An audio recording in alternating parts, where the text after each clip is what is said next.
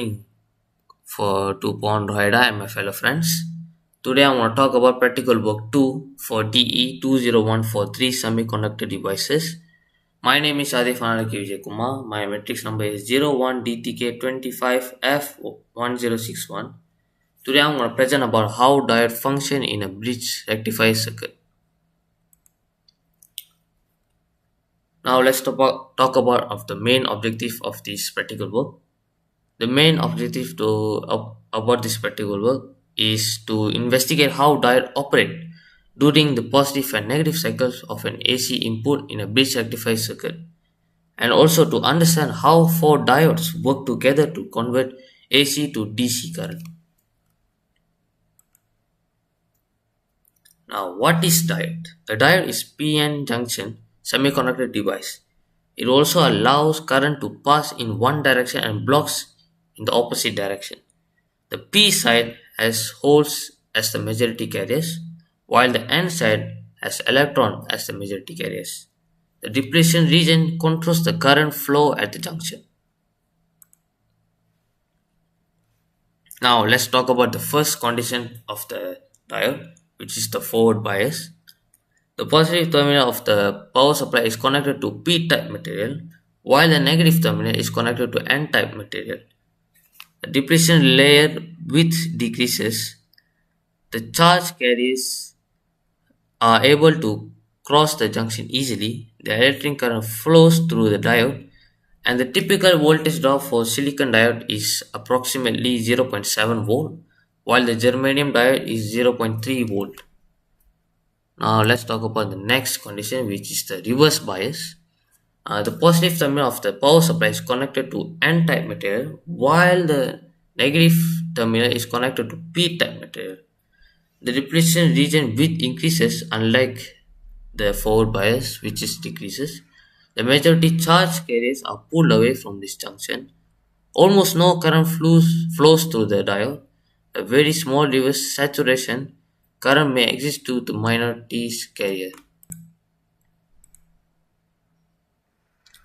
Now, this is the components and the equipment. Oscilloscope, four diodes, 6 volt center tap transformer, and also 3.3k ohm resistor.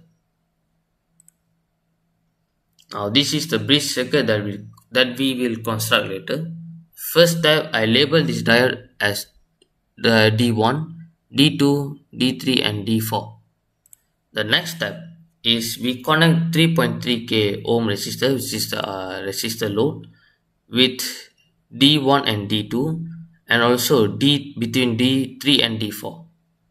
After that, we connect the positive terminal between D1 and D4, and also the negative terminal between D2 and D3. Take the oscilloscope probe cable, which is the tip of the cable, and put the positive on the C, while the negative, which is the ground cable, at here.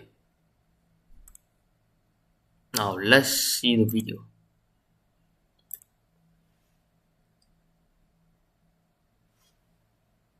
Now I'm going to show you how to construct it in the breadboard. As you can see, the video may be the low quality, but I apologize for that.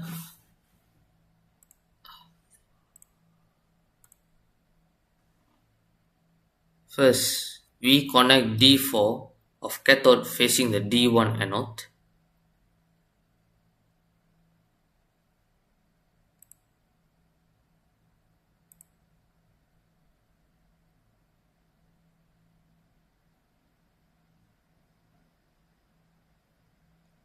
After that, the D1 cathode will be facing the D2 cathode.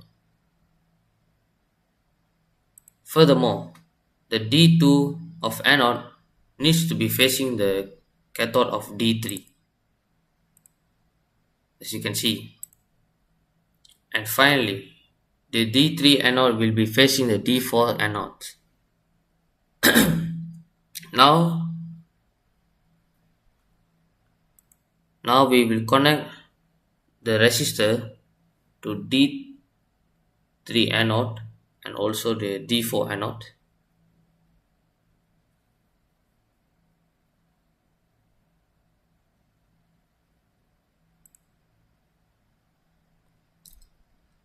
By using the jumper wire, I will connect the resistor to D3 anode and D4 anode.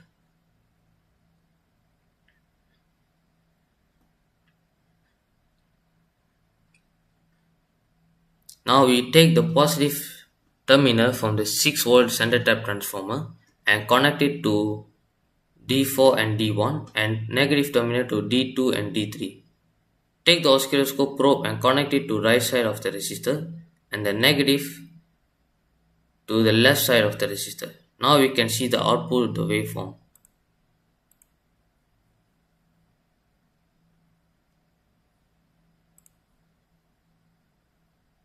This, as you can see, this is the output waveform we got from the earlier.